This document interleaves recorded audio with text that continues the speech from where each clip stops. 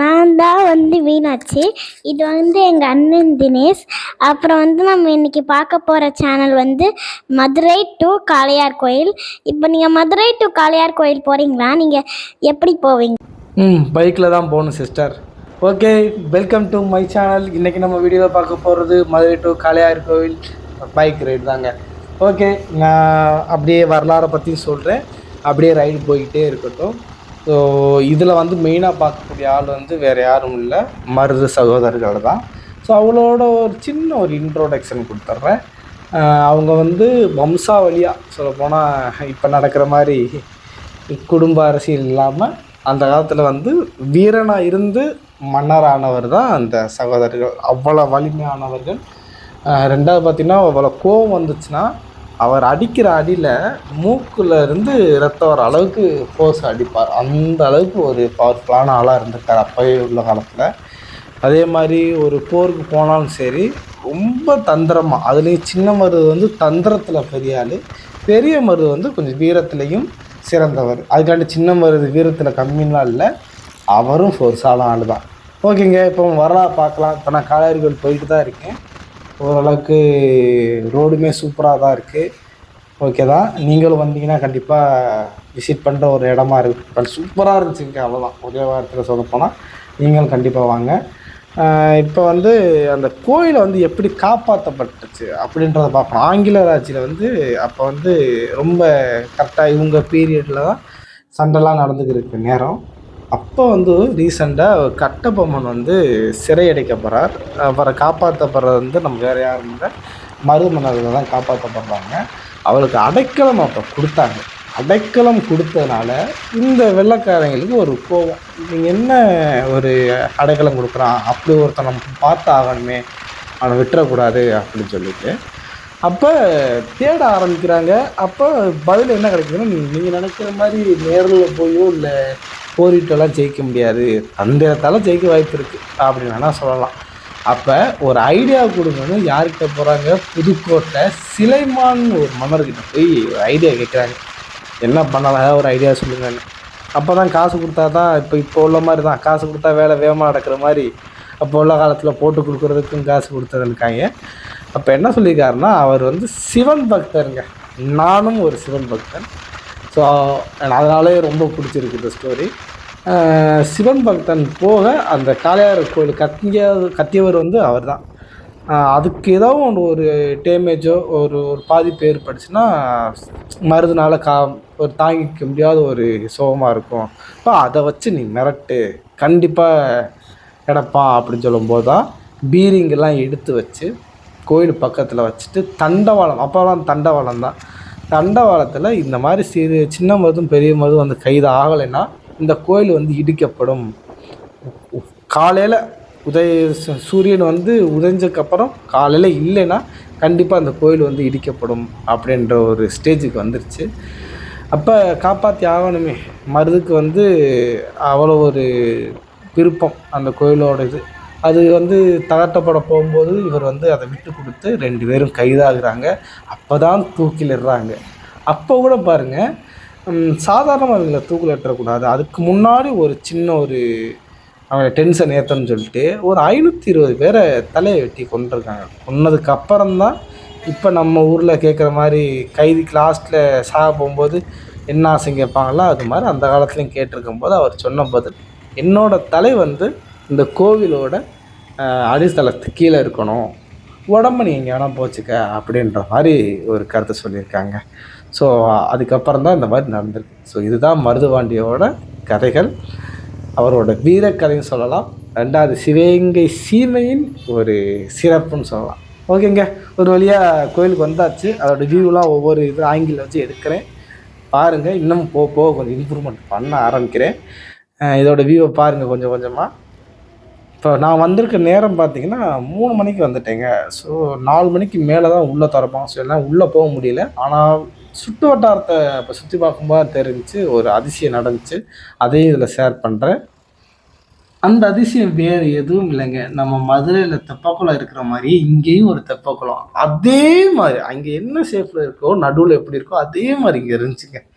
So அது கொஞ்சம் நல்லா இருந்துச்சு. நான் வீடியோவில் பேசியிருக்கும்போது அது கூடால வரும், அதை நீங்கள் கவனிச்சிக்க. ஸோ இந்த இடத்துல உள்ள மெயினான ஒரு தேரை பற்றி தாங்க இப்போ நான் மெயினாகவே பேச போகிறேன். இந்த தேரை செஞ்சவர் வந்து குப்புமுத்து ஆசாரி. குப்புமுத்து ஆசாரி வேறு யாரும் இல்லை, நல்ல தேர்கள் அதிகமாக செய்கிறவர். 2-3 ஊர் பேரை சொல்கிறேன், அதுக்கெல்லாம் தேர் அவர் தான் செஞ்சு கொடுத்துருக்காரு. சிறுவயல், ஸ்ரீவில்லிபுத்தூர், இந்த மாதிரி பல கோவிலுக்கெல்லாம் வந்து நுணுக்கமாக அந்த சக்கரத்துக்கு என்ன மரம் கொடுக்கணும், மெயினானதுக்கெல்லாம் என்ன மரம் கொடுக்கணும், இதெல்லாம் வந்து ஆராய்ச்சி பண்ணி பண்ணுறக்கூடிய ஆள் தான் அவர். ஸோ அப்போ வந்து நம்ம கோயிலுக்கு வந்து ஒரு தேர் தேவை அப்படின்னு யார் நம்ம மருது யோசிக்கிறாரு.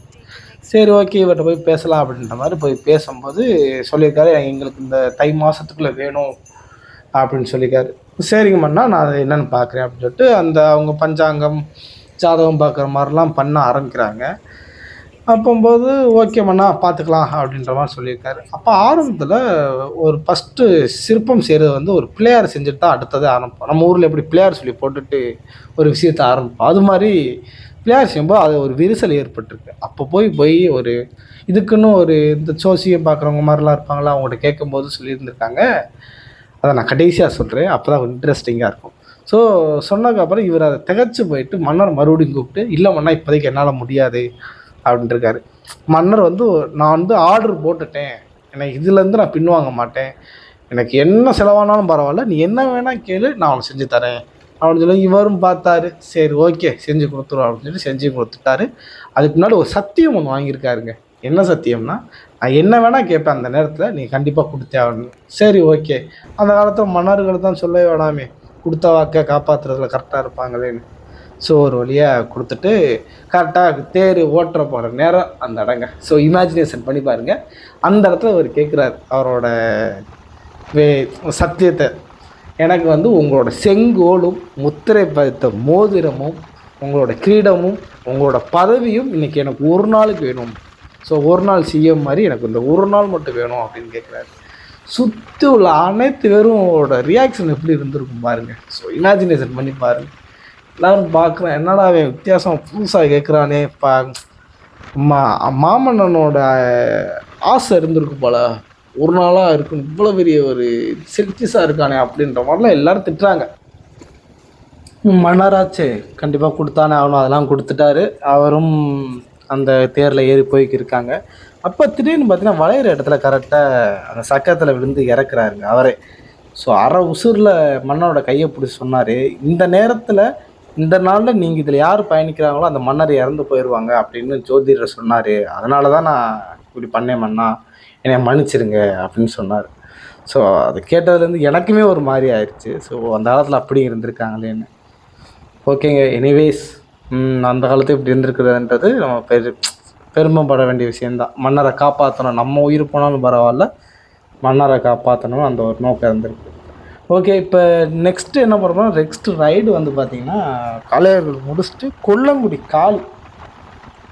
காளினாலே தெரியும் உங்களுக்கு, ரொம்ப ஃபுல்லாக பவர்ஃபுல்லான ஆள்.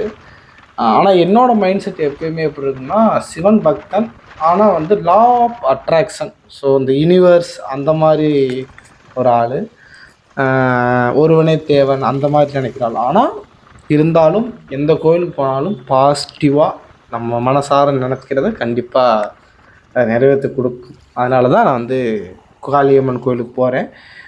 போகிற வழியுமே சரிங்க, ஸ்டார்டிங்லேருந்து எண்டு வரைக்கும் இன்னமும் சொல்கிறேன், ரோடு நல்லா தான் இருக்குது. ஸோ ஒரு வழியாக கோயிலுக்குள்ளவே டேரெக்டாக உள்ளே விட்டாச்சு. உள்ளே விட்டு போகும்போது எந்த ஒரு என்ட்ரி ஃபீஸும் அந்த மாதிரி எதுவுமே கேட்கல. நான் வாட்ட மெதுவாக உள்ளே போக ஆரம்பிச்சிட்டேன். ஸோ காளியம்மனோட என்ட்ரன்ஸ் ஸ்பேஸ் வந்து இப்படி தாங்க இருக்கும். கொல்லங்குடி காளி நல்லா நான் வச்சுக்கோங்க, நிறையா இடத்துல கேள்வியும் பட்டிருப்பீங்க. ஒரு வழியாக மெதுவாக உள்ளே போயாச்சு. ஓகே, கோயிலுக்கும் இப்போதைக்கு வேலைப்பாடு நடந்துக்கிருக்கு போல், புதுப்பிக்கிறாங்க போல், பராமரித்து பார்க்குற மாதிரி அந்த சின்ன சின்ன ஒர்க்கெலாம் போய்க்கிருந்துச்சு நான் போன நேரத்தில். ஒரு வழியாக உள்ளே போகிறேன். ஆனால் கேமரா அலோடு இல்லைன்னு தான் போட்டிருந்துச்சு.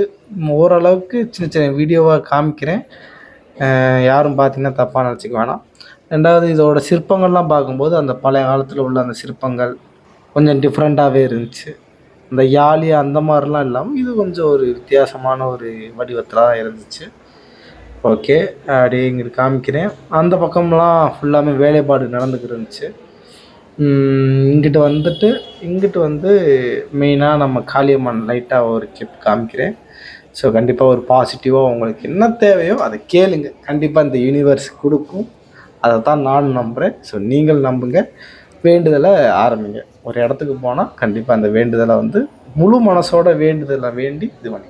ஸோ இதாங்க காளியம்மன், பார்த்துக்குங்க. ஸோ ரொம்ப நேரம் காமிக்க முடியாது. ஓகேங்க. அடுத்து பார்த்தீங்கன்னா தேவகோட்டையில் உள்ள சிவன் கோயிலுங்க. அது அவ்வளோ ஒரு அற்புதமாக இருந்துச்சுங்க. நான் இவ்வளோ நாளாக சிவகங்கை தேவகோட்டை தான் என்னோடய சொந்த ஊர். ஆனால் கடைசி வரைக்கும் இந்த கோயிலுக்குள்ளே போய் பார்த்ததில்ல. அவ்வளோ சூப்பராக நீட்னஸாக இருந்துச்சுங்க. நீட்டாக இருந்துச்சு, அவ்வளோதான். அது என் தங்கச்சியெல்லாம் ஊடால விளாண்டுக்கு இருந்துச்சு. நானும் ஒரு இதாக சின்ன பிள்ளையாகவே நானும் மாறிட்டேன் அந்த நேரத்தில். அது கூட விளாண்டுக்கிட்டு கோவிலே நல்லா சுற்றி பார்த்துட்டேன். இப்போ அதோட விளாட்டை பாருங்கள். இந்த தூணுக்குள்ளே வந்து ஓடி விளாண்டுக்கு இருந்துச்சு. ஒரு வழியாக ஒரு எப்படி சொல்ற, ஒரு டூர் போனோன்னா ஒரு சந்தோஷம் இருக்குங்களா, அந்த மாதிரி தான் இருந்துச்சு இந்த நாளும். இதுதான் என் தங்கச்சி, பின்னாடி வர்றது என்னோடய தம்பி தான். நல்லா சுற்றி விளாட ஆரம்பிக்கிறாங்க. நல்லா ஸ்லோ மோஷனில் போட்டு தான் எடுத்த வீடியோ. ஒரு வழியாக சாமியை கும்பிட்டாச்சு. என்னோடய தங்கச்சி பேரும் மீனாட்சி தான். ஓகே, இப்போ பார்க்குறோம் இல்லையா, இந்த வீடியோ வந்து கல்லலில் இருக்க ஒரு சிவன் கோயிலுங்க. சிவனை பார்த்தோன்னே வண்டி ஆட்டோமேட்டிக்காக நின்றுதுங்க, எங்கே போனாலும் சரி. ஸோ அதே மாதிரி உள்ளே போய் பார்த்தேன். உள்ளே போகும்போது தான் தெரிஞ்சு இன்றைக்கி முக்கியமான கல்யாண அந்த முகூர்த்த நாள் போல். ஸோ ஃபுல்லாக பார்த்திங்கன்னா மேலே தாளத்தோட பயங்கர சவுண்டாக இருந்துச்சு. இருந்தாலும் உள்ளே போய் பார்ப்போம் எப்படி என்ன இருக்குதுன்னு பார்த்தா, இது அதை விட பழமையான கோயில் மாதிரி உள்ள அந்த யாழி அதெல்லாம் என்னால் பார்க்க முடிஞ்சிச்சு. ஏன்னா யாழி இந்த மாதிரி இருந்துச்சுனாலே கொஞ்சம் பழைய காலத்தில் உள்ள கோயில் மாதிரி தான். அதை சீரமைச்சு ரொம்ப நல்லா பக்குவமாக வச்சுருந்தாங்க. உள்ளே போய் பார்க்கும்போது சூப்பராக இருந்துச்சு. இங்கிட்டு கல்யாணம் நடந்துச்சு, சவுண்டு கேட்கும், பாருங்கள், அதுவே உங்களுக்கே தெரியும். ஒரு வழியாக ஒரு நல்ல காரியத்தையும் பார்த்தாச்சு. அந்த தூண்களெல்லாம் நான் நல்லாவே ரசிச்சுக்கிட்டே இருந்தேன். ஓரளவுக்கு முடிஞ்சிச்சு. கேரளா கொட்டு வேறு வச்சுருந்துருக்காங்க. ஓகேங்க, கடைசியாக ஃபைனலாக மதுரைக்கே வந்தாச்சு. நம்மளோட யானைமலை எப்பயுமே சலிக்காத ஒரு இடம் யானைமலை. யானைமலை பக்கத்தில் தான் நானும் இருக்கேன். அந்த போகிற லாஸ்ட் எண்டு, அதோட லாஸ்ட் கிளிப்பு வீடியோவும் பாருங்கள். கடைசியாக நான் வீட்டுக்கு வந்துட்டு கரெக்டாக சூரியன் அந்த மறையிற டைம், அதை நல்லா ஹைப்பர் ஸ்மூத்தில் போட்டு நல்லா ஸ்லோ மோஷன் இல்லாமல் கொஞ்சம் ஃபாஸ்ட்டாக வர மாதிரி ஒரு வீடியோ கிளிப் எடுத்திருப்பேன். அதை நல்லா இமேஜினேஷன் பண்ணிக்கிட்டு அந்த வீடியோவை பாருங்கள், ஒரு ஃபீல் கிடைக்கும். ஸோ வந்துருச்சு. ஸோ இப்போ நான் என்ன சொல்ல வரேன்னா, டூர் நிறையா போங்க, நிறைய இடத்துக்கு போய் சுற்றி பாருங்கள். காசு செலவாகுதான் நினைக்காதீங்க. இப்போ இருக்கிறது தாங்க வாழ்க்கை. ஸோ வாழ்க்கை வாழ்வதற்கு மட்டுமே. ஆனால் முடிஞ்ச அளவுக்கு எல்லா இடத்துக்கும் போய்ட்டு வாங்க. பாய்.